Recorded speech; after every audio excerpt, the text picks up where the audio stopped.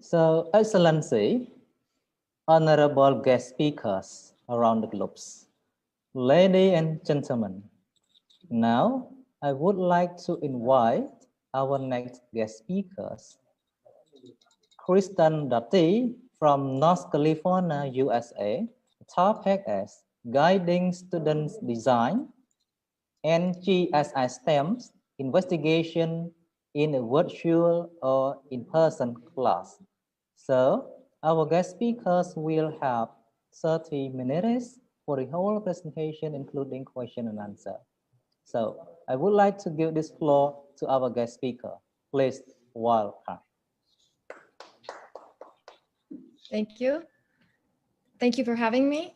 My name is Kristen Doty, and I am with the company Catalyst Learning Curricula in the United States, where we do training and exploration of curriculum development for next generation science standards and STEM education for teachers to teach using hands-on methods. And the presentation I want to discuss today is how to guide students to do a student design experiment so that they are acting as scientists in the classroom at all times. Rather than the teacher talking about doing science, we want to have them do science each time they're in the class. Whether it's a virtual class or an in-person class, I'm going to show you a method that you can reproduce. And the technique I'm going to use today is to have students do science by immediately being in contact with a phenomenon, something of interest to them, something that captivates them and gives them some data acquisition time.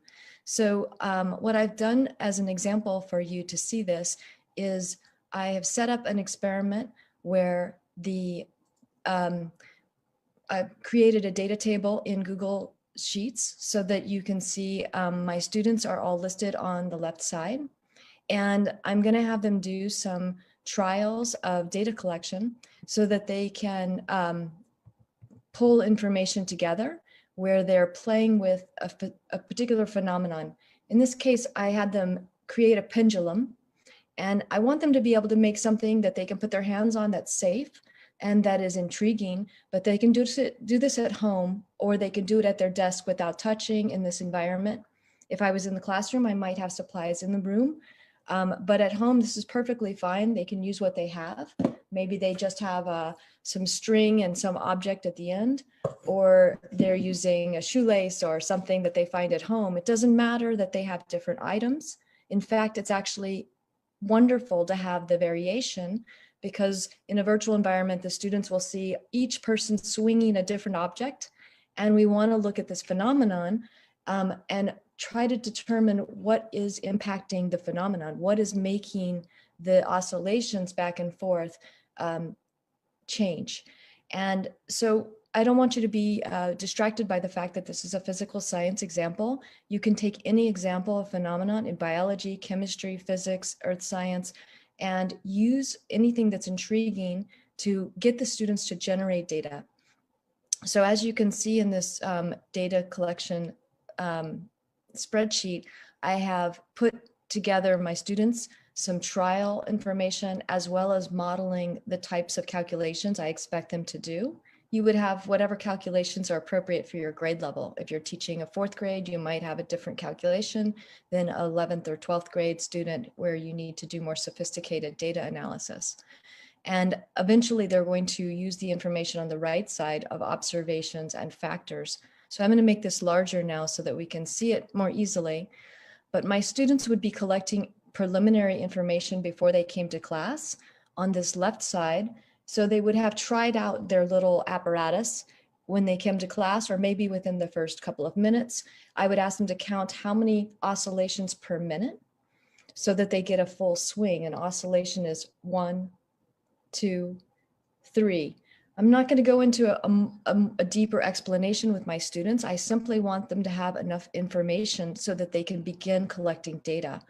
And as they collect data, I want them to go ahead and start putting their data into the data sheet so that the rest of the class during class can see that they're all there actively participating. this gets a large level of engagement for my students, but it also allows them to make the comparisons that your brain will naturally want to make. My students will look at their numbers and their friends, and they will see the different things that are happening in the window as they look at other people's objects, and they will wonder why their numbers are different from their friends. So that natural curiosity is going to drive this participation and interaction, but it's also going to drive questions. They're going to wonder, why is mine different than theirs? Is there something that can account for that? And as they do their next trials, they're able to see that they're getting data that may be consistent for themselves, but inconsistent between their other people in their class. So I'm using the phenomenon and the data collection to allow my students to build curiosity. And when they build curiosity, they're going to be more interested in the topic that I need to cover for my class. So I'm getting them to be interested in the content that I know I'm going to cover for my class, but I want them to be interested for their own measures, their own reasons. So the next step that I would do with my students is I would ask them to make 5 observations. I would ask them to use their own name and go along the line of their name so that they can put their observations across from their name in their own space. And I would ask them to make different observations and include them on the chart so that each observation is in a different part of the chart, each across their row. And the observations that I would ask my students is to make factual observations or claims about the data. They might use their own data line. They might use the data from the entire group, or they might use some of the tabulations that are done in the averages or the standard deviation, whatever's in the chart that I've included. And so what you'll see is students will begin to put information into their row, and it won't happen all in the same place in the same time. But as a student begins to put their information into the row, other students feel encouraged that they need to say something, and maybe they don't know what to say. Maybe they don't know exactly what the teacher wants, but they can see what the other students are saying and get the prompt from their peers. This allows them to feel each other and know that they're working together, even if they don't have the direct support of a teacher answering the question or standing right by them. So there's a sense of collaboration. And as a teacher, I might move this to be a broader view so that I can see what's happening for the whole class. I can see who's participating, and I can prompt or ask students who are hesitant to join us. So I have this one student here, Bren, who has not put any information in, and I can see that the other students have put information in. So I might send an email or private message to her to say, do you need help? Is there something I can do to help you join us? Because the peers already are moving forward. After my students have put some claims in, I can see that their claims sometimes do not have any data for support. And so what I'm going to ask my students is to add 3 additional observations. So they've already put in 5, or maybe they're not there yet, but I'm prompting them because I have some that have already put 5 in. So I asked them to put 3 additional observations in because I want them to look more closely. For my students, the first 3 or 4 things they say might be very easy, but I want them to actually take a closer look at the data. So then I say, okay, 3 more. And that always frustrates them because they have to look much more closely to get 3 or more observations, right? After that, I will ask them to look at their observations and add numeric support, evidence to each claim. So if they say that the averages were higher after this time, I say, ask them, what number could you put there to support that statement? And so they have to go back into their observations and they have to enhance those observations by putting numeric support. So you can see that there are numbers in a lot of these claims to support what they have said. And we don't have the time for me to read these to you or you to look at them very detailed, but I will zoom in for just a minute just to see that each student has along their lines, some different claims. The claims might be very basic. They might be more astute. They might be seeing some good patterns, some good trends. And each student is going to differentiate. They're going to come at this the way they are. If they understand more easily the data, they will make better observations and maybe some better, broader ideas. I do want them all to know how to make an observation with evidence, a claim with evidence support. And so I'm going to push that as my agenda for as a teacher, but my students will come where they are. The other thing I want to point out at this point is that when students are working with a large set of numbers, it's very overwhelming. Adults have a hard time with a lot of numbers as well. But if the students have collected those numbers by themselves, they have a personal relationship to the numbers they're using, and it's more understandable. So I would always suggest bring the data from the student, let them bring the data to the class. Instead of you giving them the data set, let them work with data that is familiar and is personal. So they have the ability to understand what those numbers might mean in context. The next thing we're going to do is we're going to move over on the data set from the observations, and we're going to build on an explanation. Why do we see these differences between your pendulum and my pendulum? What is the difference in the data? Why do we see the numbers changing? Now, the students can see the obvious things. These are different materials. But when we get down to it, the question I'm going to ask as a science teacher is, what factors impacted this phenomenon? And that question could be asked no matter if you're working with a biology, an environmental science, a physics question. It makes no difference. That question, what factors impact this phenomenon, can be answered in a similar way by saying, where's the variation? So again, I'm going to ask each student to take their own row and answer this question along their row by putting in their observations or their explanation, of what factors might impact the phenomenon. So this student has said, maybe it's how high you drop the object. And another student says, oh, that's a good idea, I'm going to put that too. Or they can come up with their own ideas.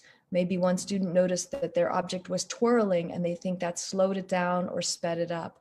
And as you go through, each student is going to talk about different things, the mass on the bottom of the string or the shape of the object, and they're each putting information into their line. So I'm going to make this smaller so that it's more obvious what's happening, but I'm going to show you how the students would fill their data sheet with explanations. And so they're talking about all of the things they think are impacting this phenomena, the pendulum, the length of the string, the shape of the object, whether or not there was wind, whether or not the angle was higher or lower, whether it got pushed or bumped. Some students might talk about techniques like counting error or the setup. And so you're going to see the students, again, are going to add what is appropriate for their brain and their development. They're going to differentiate. They may come at it with a more sophisticated point of view or a less sophisticated point of view, but that's up to the student. What we want is for them to engage their brain and participate on that level. And once the students have put in all of their information, I will at some point stop them. You can see that they don't have an equal participation as students do. And I will ask them to look for similarities in their data, in their factors. And so they will look through and read their peers' ideas. And then I would ask them to code them based on similarities. So if one student says, oh, I put the mass of the object, how much it weighs, as possibly impacting the phenomenon, I ask all the students to pick a color and use that same color. So if they choose the color yellow, then every student is going to turn that same choice yellow. So all of these students have mentioned that same factor. If I say, okay, what's another factor that you mentioned that somebody else also said, they will pick another one and say, oh, we did this one the same. Okay, everyone turned that one red, or another one green, and so on, until finally we can see that there are many factors that are repeated by peers, but there are a lot of individual and interesting ideas as well. Eventually, we will have all of the factors color-coded so that they can see how many different factors may be impacting the phenomenon. At that point, I want them to think about all those different factors and realize that each one of those factors is an individual experiment. Every one of those factors could be an independent variable that you can manipulate while you hold all the other factors still, and you control the factors that you're not manipulating, and you can use them to experiment in an individual data collection. So I have taken each of the different colors and color-coded them so that the yellow experiments are all the same color, the orange, and so on. And you can see in this small class of 18 students, we came up with 2, 4, 6, 8, 10, about 12 different concepts that could be explored as individual experiments. So I want my students to then take an idea and go do that experiment, but make sure all the other factors are held steady and controlled so that they're only manipulating one variable at a time. Whether this is physical science or we're using this to explore the respiratory system or to explore the oceans and acidification, it doesn't make any difference. The process is the same. Get the students doing something immediately, have them collect data that's personal, that shows a phenomena or an aspect of what you plan to teach, and then ask them to look at the data closely, make observations for trends, patterns that help break down the data, and look for those variations. The more variations, the better. That makes them more curious. You don't want it to all look the same. In my classroom, my students often make the mistake of thinking we all have the same materials. The teacher told us the same procedure, and so we must all have the same data. And that's not true at all. At home, it makes it much easier to see that there's variation in so many ways. And that way, when they start to do experiments, they try to control for those variations.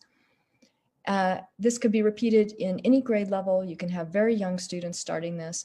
And the more often they do it, the more often they understand how to control variables, how to manipulate variables, and what we're looking at when we look at data. That is the presentation I want to give. And so if you have any questions, I would love to hear that and help you with anything that could be used to clarify how to do this in your own classroom. Yeah, thank you very much, Christianity, for your meaningful presentation on the topic of in a virtual or in-person class, including a very amazing data. So far, we have got some questions from our participants. So I would like to read the participant question for you. So the first question is from Viret.